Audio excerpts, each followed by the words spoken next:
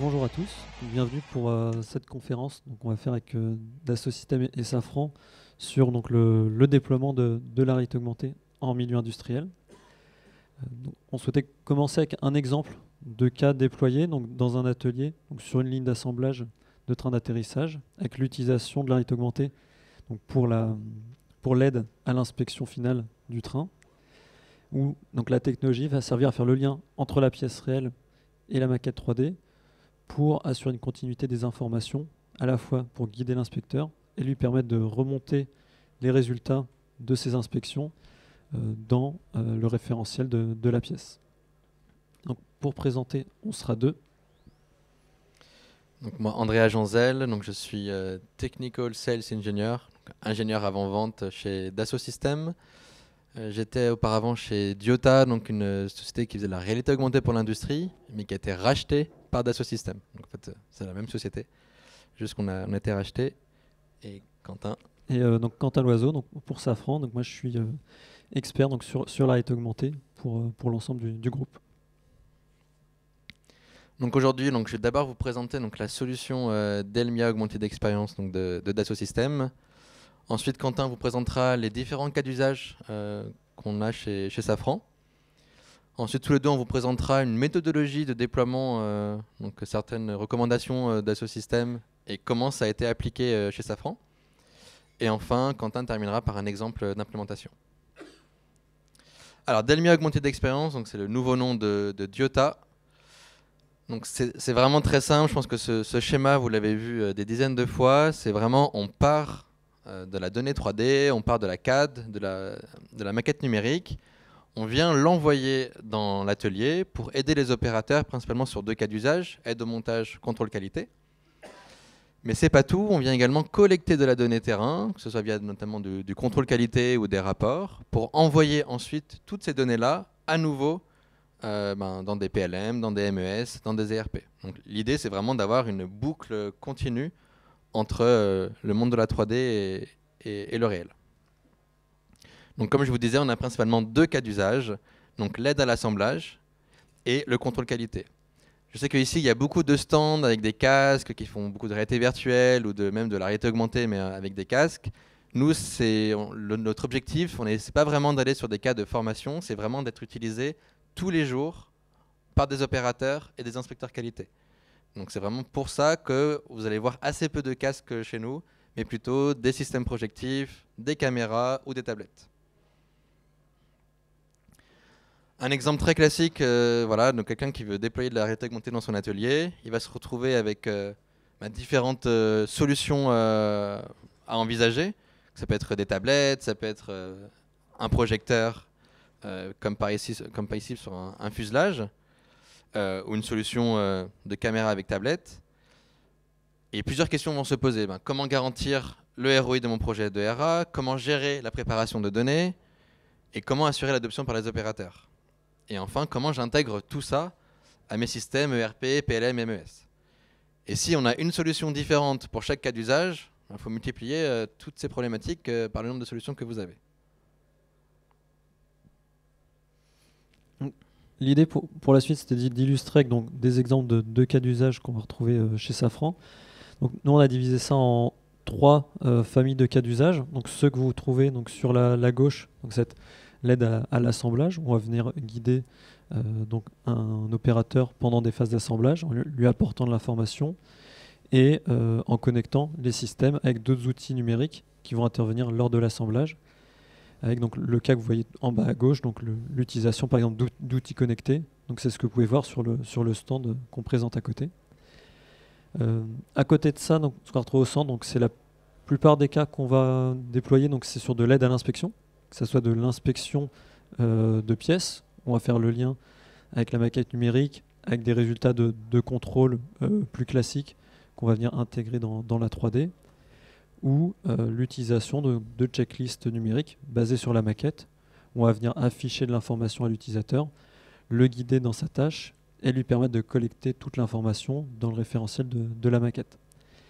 Et donc la dernière famille qu'on a, donc tout en bas à droite, c'est de l'aide à la préparation sur les traitements.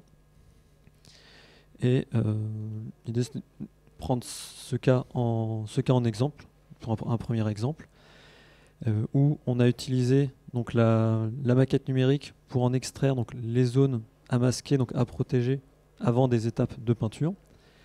Et grâce à la réalité augmentée, on est capable de venir les afficher sur la pièce pour le masqueur, qui va être capable de préparer sa pièce en s'assurant de bien protéger donc, toutes les zones de l'équipement, ici du train d'atterrissage. Et il va être capable, avec son suivi, de s'assurer à la fin de la tâche qu'il a bien protégé l'ensemble des zones à protéger avant peinture. Et donc ça apportait pas mal de valeur ajoutée. Donc rien que sur la préparation de la gamme au départ, parce qu'on est sur du contenu numérique, on va exploiter directement la maquette 3D qui est disponible. On a donc juste à mettre en forme la gamme en réalité augmentée. Il n'y a pas besoin d'extraire, de venir dessiner sur des plans, des choses comme ça. On exploite directement la donnée qu'on a à disposition. Derrière, en utilisation, ça facilite donc l'opération dans son ensemble. C'est plus rapide pour l'utilisateur. Et surtout, l'impact important, c'était de réduire la non-qualité sur cette opération, où on a divisé énormément le risque de créer des non-qualités sur cette étape, qui sont des non-qualités qui peuvent se répercuter sur la suite du process.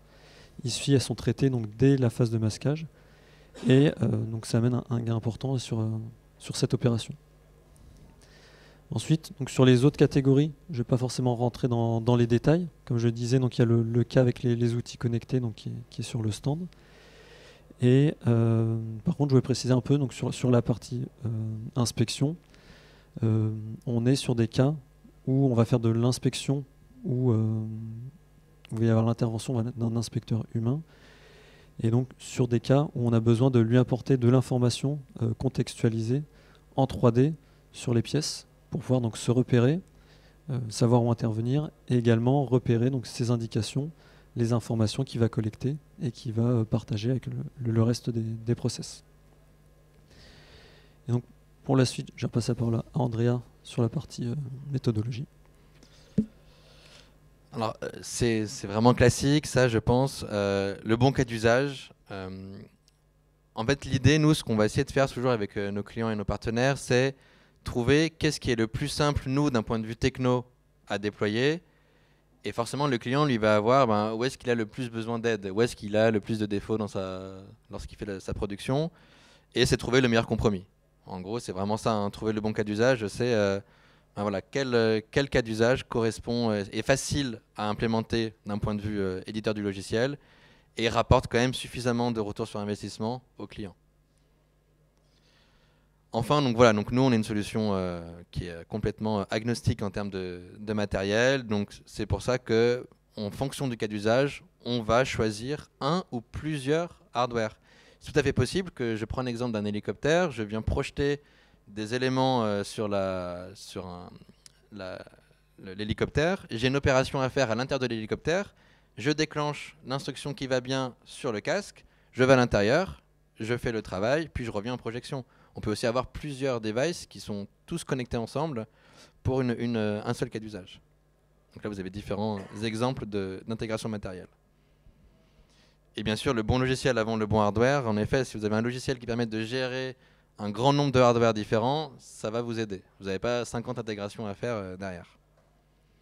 La bonne équipe, très classique aussi, mais impliquer les opérateurs dès le départ. Ce sont eux qui vont utiliser la solution.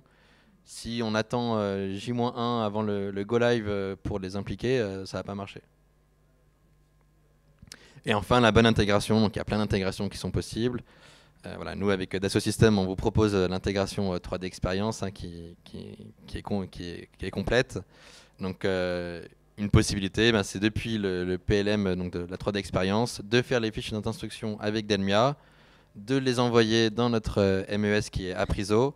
Depuis Apriso, on peut venir lancer automatiquement le logiciel de réalité augmentée, faire notre contrôle et renvoyer les données dans le MES. Et je vais passer la parole à Quentin pour comment ils ont impliqué ça chez Safran. Et donc oui, donc pour mettre ça en place chez Safran, donc à partir donc des différentes initiatives qui étaient nées dans les différentes entités du groupe, on a mis en place donc une plateforme donc portée par Safran Engineering Services, qu'on appelle Safran AR 4.0, qui a donc pour rôle de faire le lien entre les entités de Safran, donc qui vont avoir les besoins métiers, les cas d'usage, et donc la technologie de réalité augmentée donc qu'on déploie avec donc la solution d'Enemy Augmented Experience qu'on a référencée. Donc cette équipe va avoir plusieurs rôles. Le but, c'est déjà donc de faire connaître la technologie, montrer comment ça marche, ce que ça peut apporter, quels sont les cas d'usage qui sont déployés donc à l'intérieur du groupe, à l'extérieur du groupe, donc pour pouvoir les dupliquer. Et donc en parallèle de ça, donc faire toutes les activités qui vont contribuer à la mise en place de la technologie, donc avec la formation donc des utilisateurs, donc à la fois ceux qui vont préparer le contenu et ceux qui vont l'utiliser. Et également, donc, dans certains cas, préparer du contenu avec donc, des personnes formées, et également donc, créer ce qu'on appelle des développements spécifiques, donc qu'on réalise avec l'App Factory, qui permet de rajouter des modules dans les solutions standards de Delmia pour venir adapter la solution à des cas d'usage particuliers et lui permettre de remplir des fonctionnalités qui nous semblent utiles sur nos cas d'usage. Et donc, pour dérouler tout ça, on a mis en place une méthodologie donc en interne. L'objectif étant d'avancer étape par étape, valider donc tous les jalons pour s'assurer, donc quand on se lance sur un projet de réalité augmentée, de passer par toutes les étapes, de faire les choses dans l'ordre pour valider l'intérêt, à la fois au niveau des utilisateurs et de tous les interlocuteurs qui vont intervenir autour de cette technologie, mettre en place donc, le contenu donc, sur les bons cas d'usage et s'assurer donc, que le projet, donc le cas d'usage va prendre, va être maintenu et va évoluer dans les années à suivre. Et donc, en exemple, je vais reprendre donc, l'exemple que vous avez vu en vidéo au tout début, qui est le cas d'utilisation de la réalité augmentée donc pour l'aide à l'inspection finale des équipements, où on utilise donc, la réalité augmentée pour remplacer donc, toute la documentation qui était papier ou numérisée avant cela, que ce soit donc, les gammes ou les rapports. Et donc là, on passe sur une méthode de travail donc numérique où on va donner un accès rapide à l'inspecteur à l'ensemble des points à vérifier sur l'équipement pour le guider rapidement vers ces différents points. On lui met à disposition les outils qui vont lui permettre de caractériser ses observations sur l'ensemble des points, de documenter tout ça donc dans un temps très court et surtout de collecter de la donnée structurée autour du produit qui va nous permettre derrière de faire donc, l'amélioration continue de l'ensemble de notre process. En fin d'inspection, on récupère donc, une base de données liée au produit qu'on vient d'inspecter. Cette base de données, on va pouvoir la comparer avec les résultats de toutes les autres inspections qu'on a fait. On va pouvoir mettre en évidence donc, des points d'intérêt, des points risques donc, à lever dans le process. Et donc c'est un support, un outil pour ne pas servir uniquement à corriger des défauts qu'on observe à la fin du process, mais comprendre d'où ils arrivent et comment les traiter au plus tôt dans l'ensemble de la phase d'assemblage. Donc, voici pour cette présentation. Si vous avez des questions, on est là pour y répondre.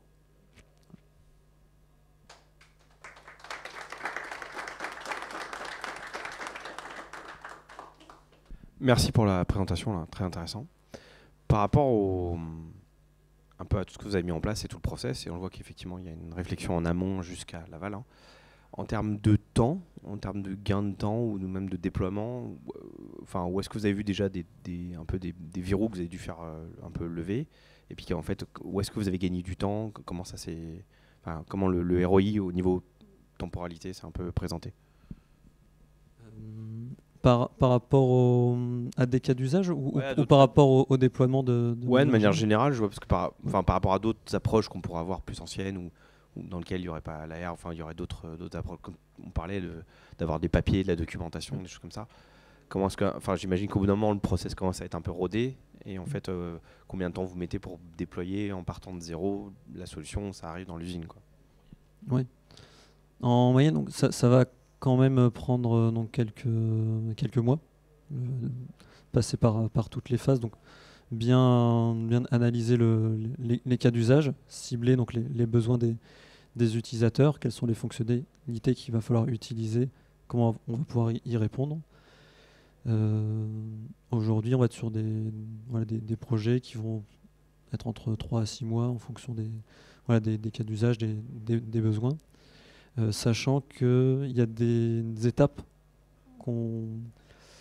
qui sont facilitées, notamment le fait d'avoir déjà donc, référencé la solution de Diota, désolé, d'Elmia augmenter d'expérience, fait que donc, cette phase de mise en place du logiciel est accélérée. Là où la première fois, chez Safran, il a fallu plus d'1 an pour installer la première fois. Aujourd'hui, donc, quand on va sur un cas d'usage, la solution est référencée. C'est pas un point limitant dans le planning de déploiement du projet. On va pouvoir l'installer directement. Okay, merci. Au niveau des technologies, vous en avez montré pas mal de différentes. Est-ce qu'il y en a une qui est plus acceptée par les opérateurs, qui a eu des meilleurs retours? Ouais, je peux commencer côté Safran. Nous, ce qui marche généralement bien sur une première approche, première implantation de la réalité augmentée, ça va être déjà, dans un premier temps, juste rajouter la caméra sur un poste de travail existant. Maintenant, dans les ateliers, il y a toujours un PC, un écran, ne serait-ce que pour faire le suivi des opérations. Et donc, en venant rajouter la caméra, on peut tout de suite faire de la réalité augmentée. Donc l'opérateur est toujours avec le même outil, et par contre il va pouvoir faire plus de choses avec. Donc c'est généralement ce matériel-là qui fonctionne le mieux. Après, quand on va avoir besoin de mobilité, on va soit donc, déplacer donc, ce matériel sur une desserte roulante, donc comme on a vu, c'est loin.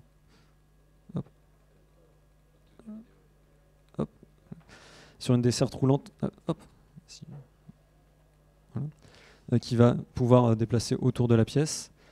Là, c'est dans le cas où on est sur une inspection où l'inspecteur va venir toucher l'équipement pour venir vérifier des choses. Après, si on est sur une inspection plus large, on va pouvoir passer sur tablette pour être complètement libre. Et moi, je vais juste ajouter, donc on a un peu moins déployé ce système chez Safran de par leur cas d'usage, mais chez d'autres clients, on a beaucoup déployé le système projectif, donc qui est le projecteur qui vient directement envoyer l'information, enfin projeter l'information sur les panneaux. Par exemple, je pense à des panneaux aéros, je pense à des Spirit, ce genre de clients, quoi. On a un peu moins ce cas-là chez Safran. Merci.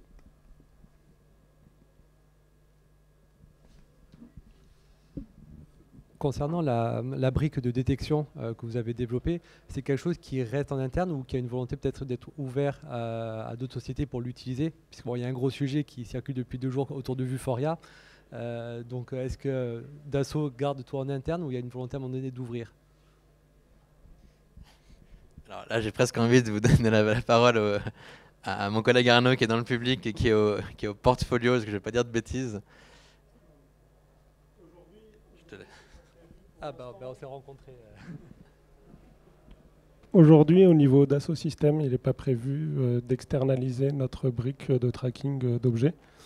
De par la nature de Dassault Systèmes qui reste propriétaire sur ces solutions et qui veut proposer cette solution de tracking dans nos solutions de réalité augmentée aujourd'hui pour le manufacturing, mais qui va aussi la réutiliser et l'intégrer dans d'autres solutions de Dassault Systèmes par la suite.